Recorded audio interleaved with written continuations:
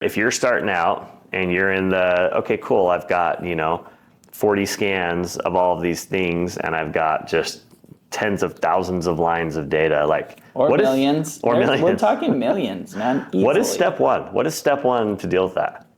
Yeah, step one is simply just know where your stuff is, right? So you can query your AWS console, your Azure, you can get all of the information, really easily. Typically what we like to do is have some sort of scanner that's approved, so in PCI there used to be this approved scanning vendor, ASVs, right? So they're trusted because they operate in a certain way where it's going to discover hosts that are listening on your network, right? So you definitely want to have some sort of independent scan to make sure you know about everything that's in your environment. Okay. So find that, set the rules, consolidate a list. That's your... Step one, where's your stuff at? Exactly. Love it. So once you know where your stuff's at, then what? Then you need to scan it in the correct way. So typically today what we see are 4 different kinds of scans. There's the container scans, which usually don't happen in your environment. That's usually before you go into the environment, you're going to scan it. So using some awesome tool like Gripe or whatever it is, right, to scan those containers and make sure that they're vulnerability free. And then shout to ChainGuard, right? ChainGuard actually produces vulnerability free containers. So you still need to scan those, but it's crazy to me when I see this vulnerability free container. So that's pretty awesome. That's awesome. When you start with something like that. Right. So those are containers.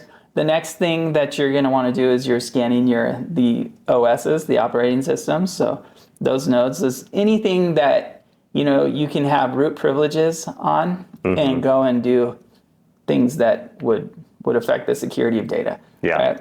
So operating systems, databases need to be scanned. And then finally, that's like the back-end infrastructure stuff. Your web application also needs to be scanned, right? So it goes through the same path that you do from, logging in through the internet. So it goes through that path and it just goes at it and tries to hack things and find issues.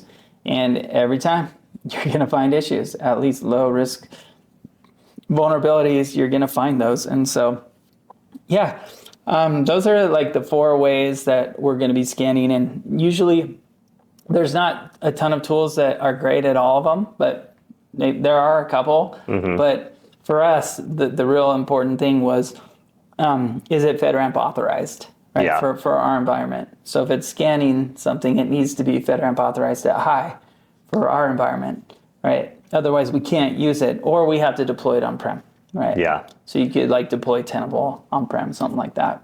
Got it. Or you could use Qualys or something like that. Yeah. Okay, so that's where our millions of lines of data comes from. Is we scan our inventory, we know where it's at, and then we scan it for vulnerabilities. And typically most of these tools are spitting out issues by IP address or something, right? So you've got one issue showing up tons of times. Right. And so that's where the managing data comes in, is now you've got to go in and there's a few things you got to do.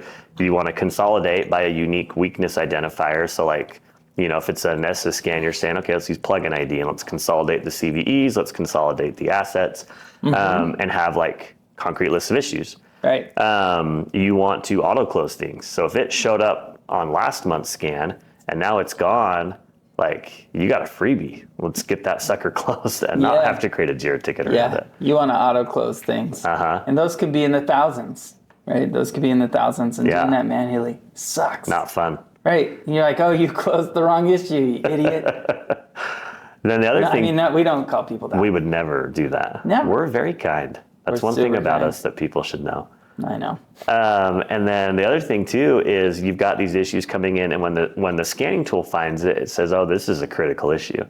But you, as a savvy GRC professional, know that issue is actually, not internet facing, or it requires privileges, or something that you can say, okay, we can actually rerun that risk score and auto adjust or adjust the risk rating so that we have more time to deal with it.